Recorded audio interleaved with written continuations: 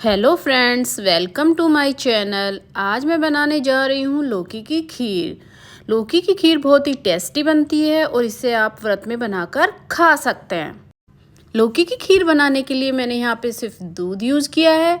बिना खोए के ही आप लौकी की खीर बहुत ही टेस्टी और रबड़ीदार बना सकते हैं। लौकी की खीर बहुत ही कम समय में बनकर तैयार हो जाती है और इसमें ज़्यादा मेहनत भी नहीं लगती।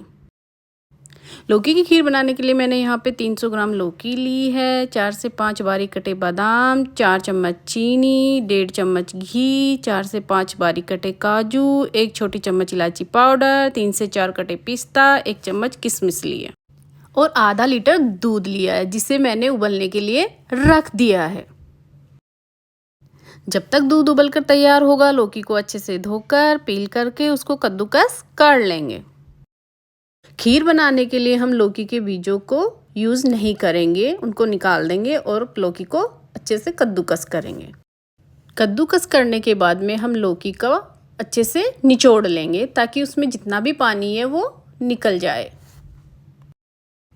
आपको ध्यान रखना है कि लौकी को पहले से कद्दूकस करके नहीं रखना है क्योंकि वो काली पड़ जाती है, इसलिए लौकी भूनने से पहले ही कद्दूकस करें। दूध को चलाते रहेंगे जिससे उसमें मलाई ना बने। लौकी को भूनने के लिए सबसे पहले फ्राई पैन में हम घी लेंगे, उसके बाद में निचोड़ी हुई लौकी लेंगे। आपको लौकी को भूनने के लिए 5 मिनट तक लगातार इसको चलाते रहना है जिससे लौकी फ्राई पैन में चिपके ना और अच्छे से भूनकर तैयार हो जाए।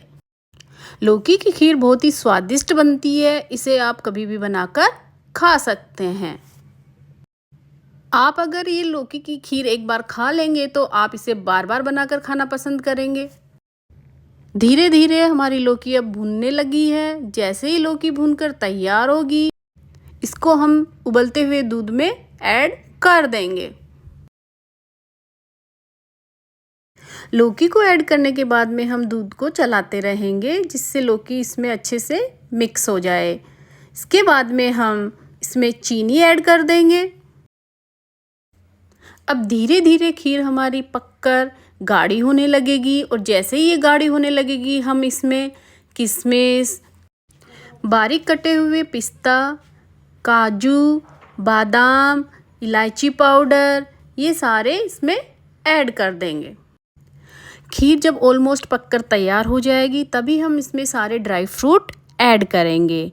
आप इस खीर को गरम गरम भी खा सकते हैं या इसे ठंडा कर कर भी खा सकते हैं। लौकी की खीर ठंडा करने के बाद में ज़्यादा अच्छी लगती है, इसलिए इसे फ्रिज में रख कर ठंडा कर सकते हैं। रबड़ीदार खीर बनाने के लिए आपको इसको 25 से 30 मिनट तक अच्छे से पकाना है। आपको मेरी ये रेसिपी पसंद आती है तो आप मेरे चैनल को सब्सक्राइब कीजिए, लाइक कीजिए और ज़्यादा से ज़्यादा शेयर कीजिए और कमेंट भी ज़रूर करें। Thanks for watching my video.